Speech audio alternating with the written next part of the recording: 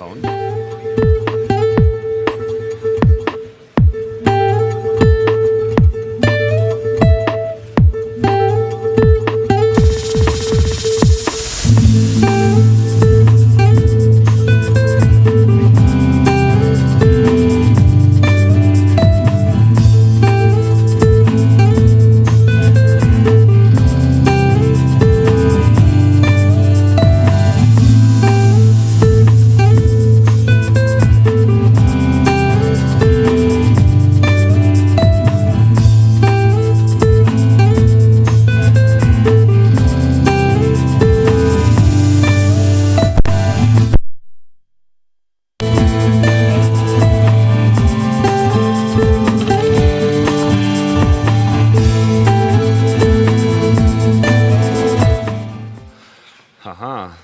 This time it worked.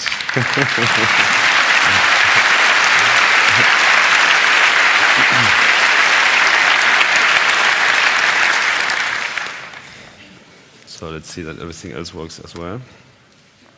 No, it doesn't. Okay.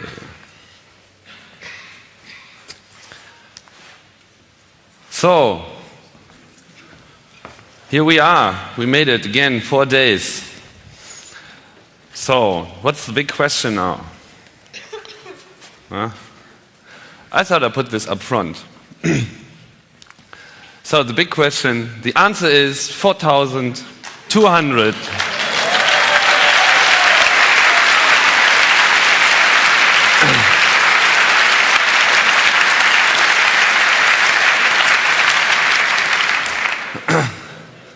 Very appropriate number.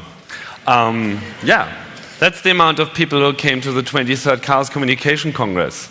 And this is quite a lot, and a lot more than we had last year. So this means we're probably doing a good thing here, and people are still interested what the CCC has to offer, and I can only thank you for coming and joining every year over and over again. Thanks.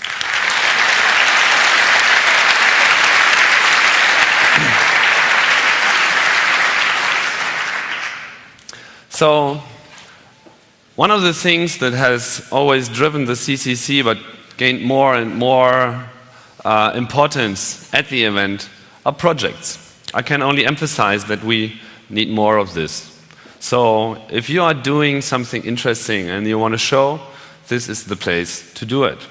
Let me just step through some of the projects here that I think they are worth mentioning. Actually, all the projects are worth mentioning, but you know, if you try to enumerate them all, you always forget some. So, for instance, there was the Avid VJ community again joined, as they did 2 years ago, provided the party space and so on. And they're also going to run the party this evening in the Seabase. I'm going to mention this later as well.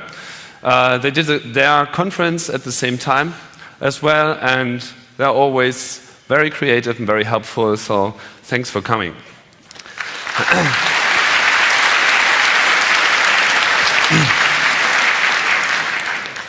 Probably the busiest play of the whole 23C3 was the lockpicking tables. And I have to mention Kunstsportgruppe Umgehungstechnik, the group that's doing this. They're based in Berlin but spreading throughout Germany. And they're doing a wonderful job with all their workshops they're offering. Yeah, I think many of you have enjoyed that as well, so thanks for that as well.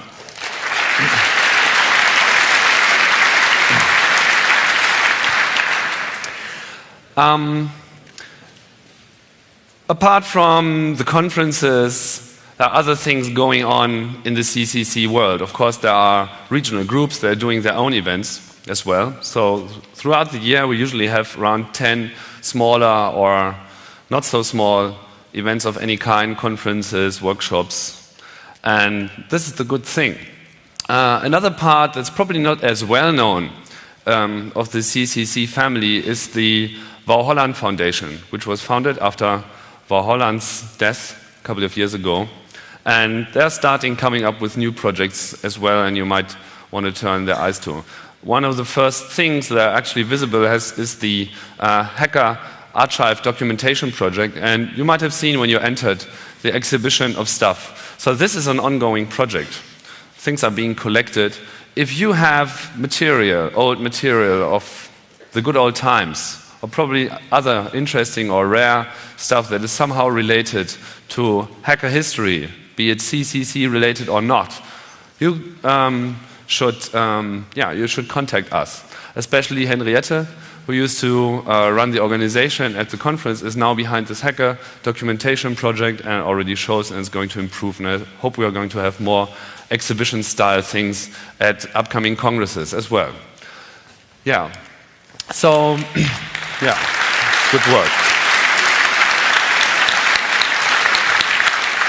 And I can tell you, it's hard work. WOW left us shitloads of paper, yeah, tons of it, and it will take years to get through this. But I think it's worth it. So there are other projects here. You might have seen them: the mechatronics, the Lego stuff. The Wikipedia came again. The Freifunk community with their mesh networks. I especially liked the hands-on electronics area this time in the Art and Beauty Center. That was cool. I think special clap for the drones that were very impressive. And and the RFID hacking. And what I particularly liked, and I know these guys are no longer here, but I really have to mention, that's the Monochrome group from Austria. You might have heard her RFID song already. If not, you will find it on the net. That was really nice.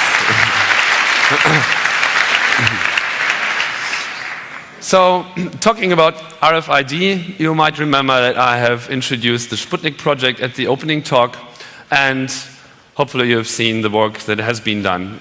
It didn't really run on the first day due to, the usual bunch of problems, but in the end it worked out pretty well. We solved all the Sputniks. So there were 1,000. Actually, there are a few left. You might have a chance to get some, but most of the stuff is gone. And I'm not pretty sure about this number, but I think on average we have seen up to 600 of these Sputniks at the same time. So we have accumulated quite some data, because each of these Sputniks sent out its position for every 3 seconds or so. There's a new website that's dealing with the project, openbeacon.org, where you can find all the hardware documentation and software documentation and a mailing list. And if you want to participate in the development or in other ways interested, you can go to that website and join. And all the anonymous data, or probably better to say pseudonymous data, as it might not be as anonymous. That's what we're about to find out. So we are going to publish all the anonymous tracking data that was collected at 23C3 on the net in the coming days, in one way or the other.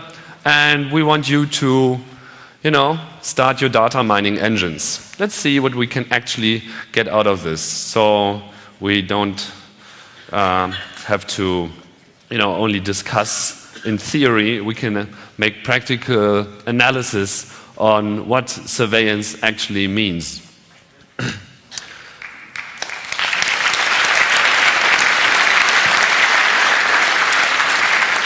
Yeah, the project is going on. As you can expect, there will be the next step at the camp. We will see what's coming out then.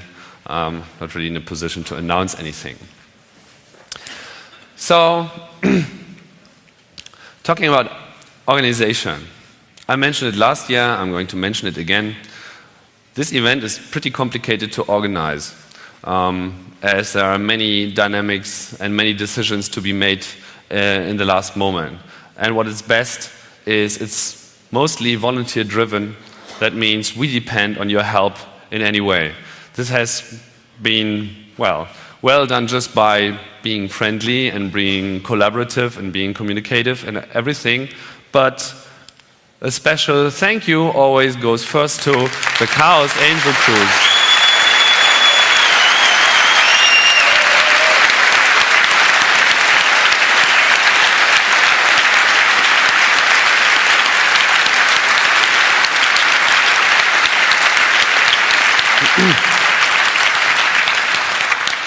Oh yeah, there's so much work to cover, and they did it once again. This year it was especially surprising how easy everything went. I don't know the detail. I just heard that the Ministry of Information did particularly well this year. So special congratulations to them. I also want to name the Archangels, the crew that is dealing with the angels and is basically the interface to all the volunteers for the internal organization. Flip Klaus, Honkhase, Sunny Fox for the third team, and Tabasco INMC. They are long, they have been here forever and they're doing a big job every year, and without them, nothing would work. Absolutely.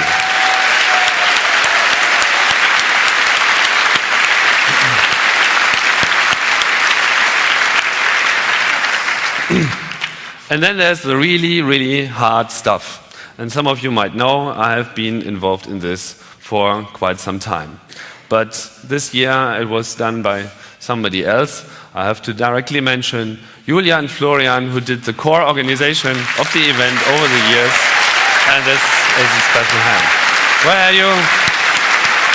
They're hiding.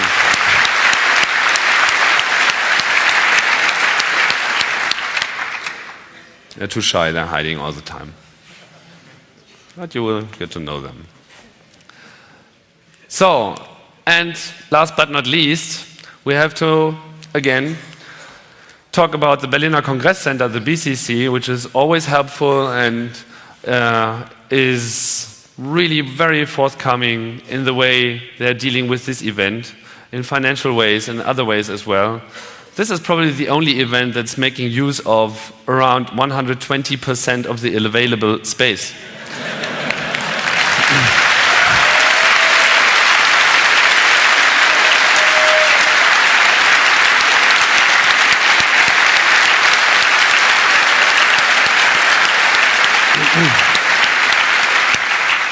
And if I say 120% space, I mean it, because there are areas that are usually not rented at all. Because, it's sort of an internal area just for organization. But they're sort of going out of their own building as far as they can. And the best thing is they trust us. They trust us that we can deal with the situation. And so far it worked out well. And I hope it's going to stay this way. I should make clear also that there are two other companies who are associated with them. We have been with the BCC a long time now, even back in the days of Haus am Kölnischen Park. And so when Haus am Kölnischen Park turned to Berliner Congress Center, it's still more or less the same team that's dealing with us. But Ambion, the company who's doing the technology here, that's making sure that this microphone is working, and Progas, who is having this special 24-hour food service running, they are also new, and they have to, took their time to get acquainted with each other, but this is also a very friendly relationship now, and I'm very happy about this as well. So thanks to them as well.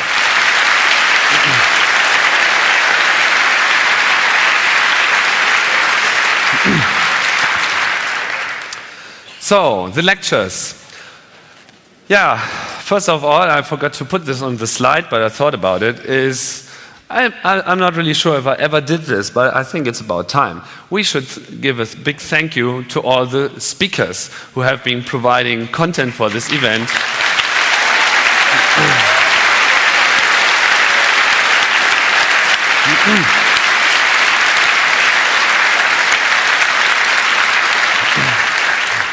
As you might know, this event is different in many ways when it comes to dealing with speakers, because we sort of we can't really pay for a lot of expenses, and there's not much money to pass around.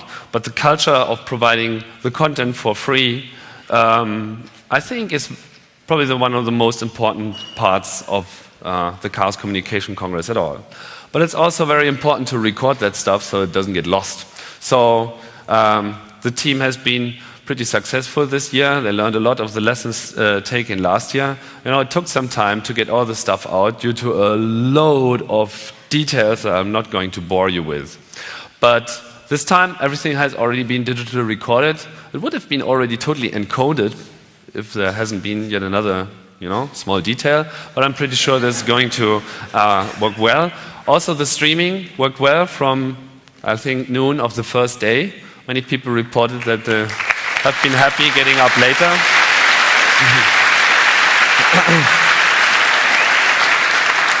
So, and the big thank you in this part goes again to the FEM Ilmenau group. They're sitting over there. Have a look to them, the group. You see them? Hello, here you there.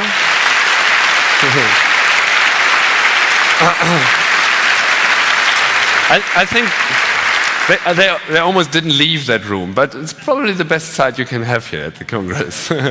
There was some help of the CCC Ulm this time as well to do the streaming stuff, so this is going to be even closer collaboration in the future as well. So there was, yes.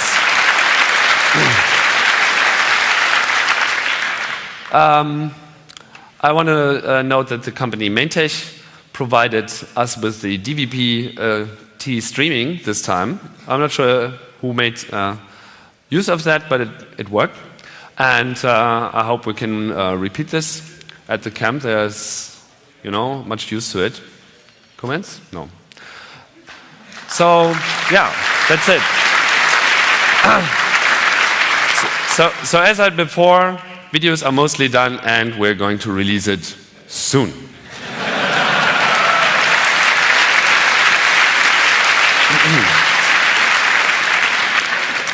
Yeah, another strong factor of the Congress every time, all hail the POC, the Phone Operations Center.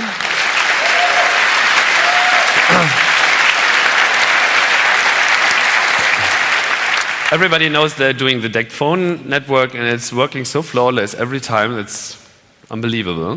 There's never an issue. What not everybody knows is they're doing this Congress TV system as well. So all the big TVs where you're looking at the lectures and see the upcoming events listed, this is also done by them. So yeah, it has been such a successful project that getting phones and going to the Congress is, business as usual.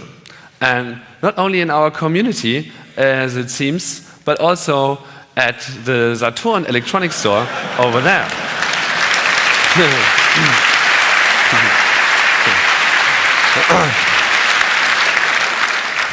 Yeah, the good part is coming now. Yeah, there have been wonderful reports. First of all, they have established something like I could also only call a Chaos Angel priority queue, because if you have an Angel badge, they let you go first if there's a long queue right now. Yeah? Excellent. And there's quality consulting right now. Somebody tried to buy just one of the phones and they already grabbed it, and then somebody says oh, you're probably at the Congress over there, right? Then you have to get this phone because this doesn't support all the necessary features.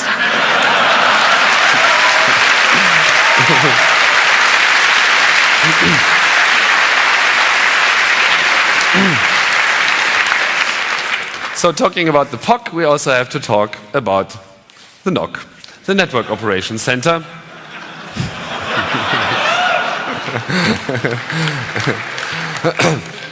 Yeah, sometimes there are problems, and you need a special patch to fix it. And last year the NOC was totally disappointing because everything worked from the start to the end. Nothing special. But this time we ran into some problems you might have noticed. So what's the reason?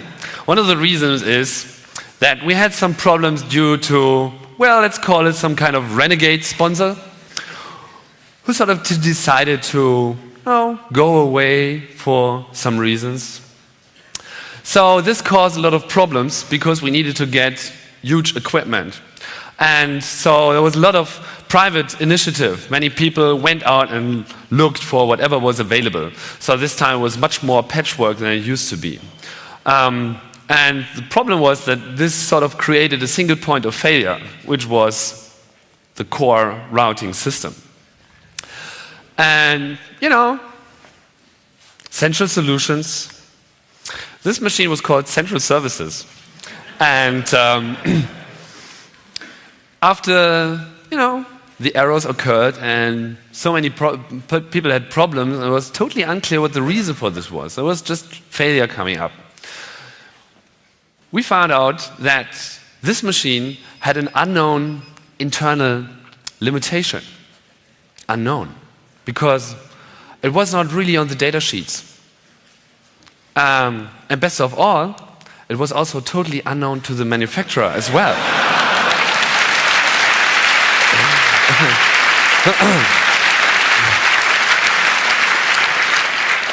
So, but this is a good thing about this Congress, because then, you know, people are being called on the phone, long sessions. I think quite a few people have been called in the middle of the night, and there were weird debugging sessions going on until they finally found out what this limitation was. And sadly, that this limitation couldn't be removed in time. So they found some workarounds. You know, this I don't have, but I can insert this. And so in the end, the network was pretty stable again, due to the great work of the NOC. So thank you as well.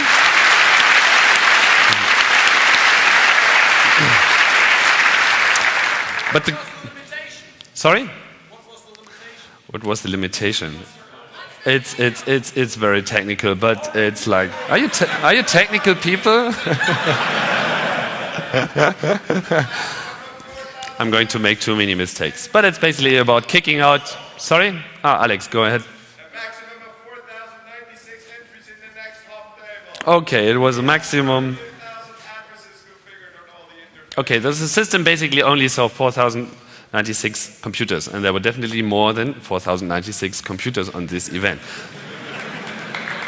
Talking IP.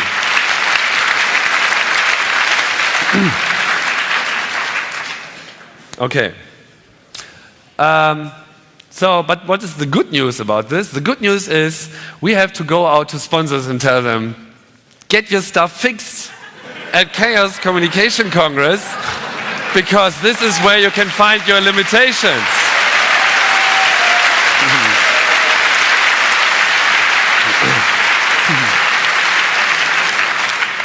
So, more boring numbers. Traffic doubled. So it was mainly outbound, so the content here must have been interesting to the outside world.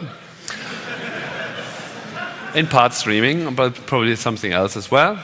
And a gigabit inbound. So our call for more usage of bandwidth was sort of heard. More numbers. We had huge links internally, so the network internally was pretty fast. The core router could handle like 5 gigabits. Am I still right, Alex? Okay. And yeah, so there were around 2,500 total network users, which is quite a lot, especially because there were 1,600 wireless users, which is insane.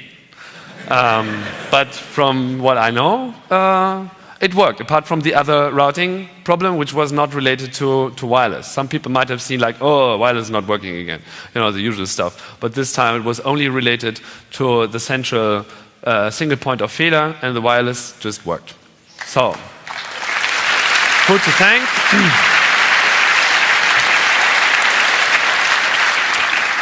Who to thank you for the internet connection. We have KPN, Eurorings, Cogent Communication, been supporting us for a long time. Versatel, again, especially with the direct connection to the building, and de-hosting, they all gave us tons of bandwidth to use, and Aruba Networks is behind this well-working wireless network. So.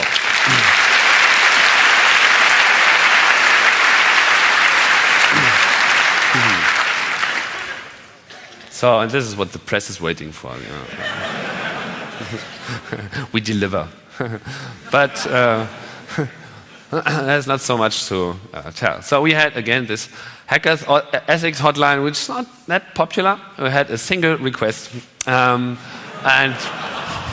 this time was concerning an internal server. Oh. Frank knows more. I put this on. Can we switch this on? Okay. Okay, so the EthiC hotline had actually more requests. One was concerning actually... Come up. I'm standing here, it's okay. Okay, stand. One was an internal server that contained, let's say, questionable content. We took it down rather quickly. And the second noteworthy request concerned a rather serious hole in a large-scale widespread system in Germany that we're going to follow up. So somebody came to us and told us that there is a really wide-gapping hole in a very critical system that we are following up currently. And so that should be public within the next 30 days. Okay, one more. Good.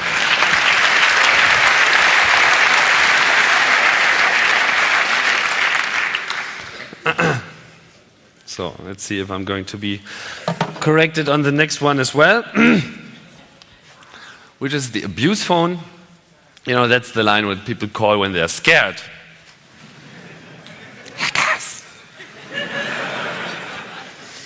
So not so many scared. Actually, there was only one scared ISP. And he was scared because we exist, and he demanded that we just block the entire network completely before the event.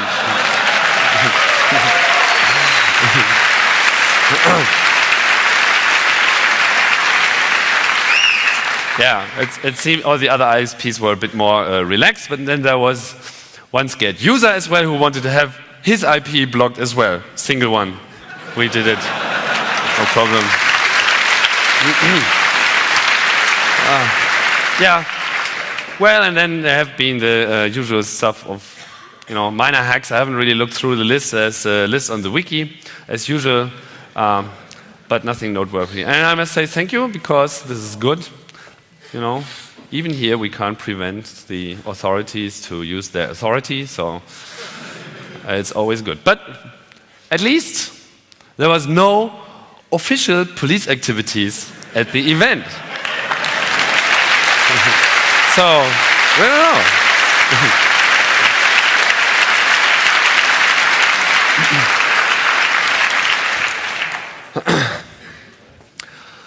Yes, I'm going to be quick. So, what's next? As you might already know, but I'm going to point you to this as well, is once we're done here, and we're done soon, there's going to be the after-hour party at Seabase. So if you still have the time to hang around with everybody, best idea is just to go over to the Seabase. The Avid team is already waiting for us. So when you leave here, now after we're finished, you can directly move over to Seabase and continue to consume nothing. It's free. And of course, there's Club Mate, Internet, and the other drugs.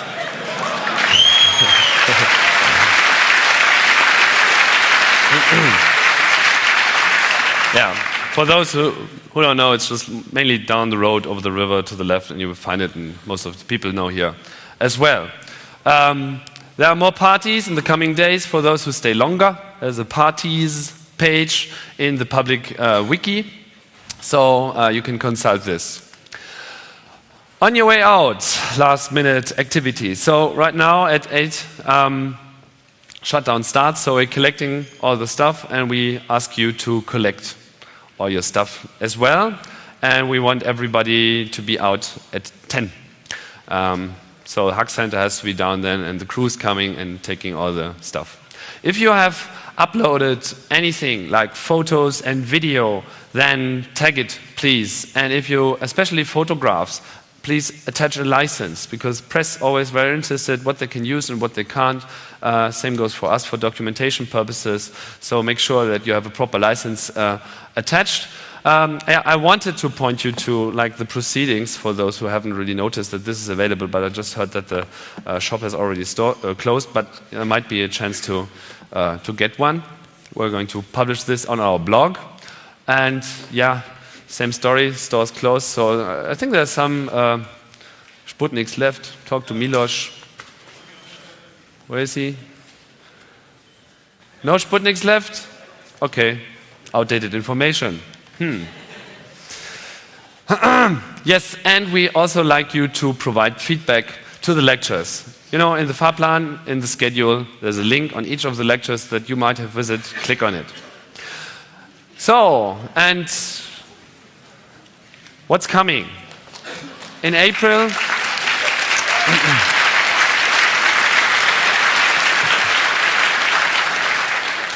In April, there's Easter Hack 2007 in Hamburg. And in August, there's going to be the next camp. And we all want you to Bologna.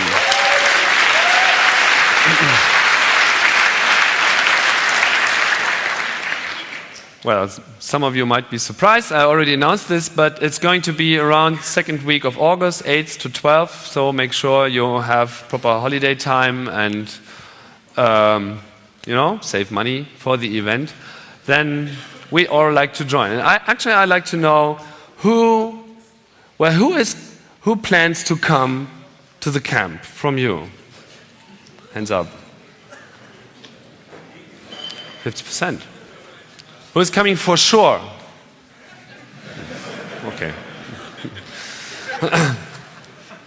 For all the rest, there is the 24th Chaos Communication Congress in Berlin again, and everything else you find in our blog.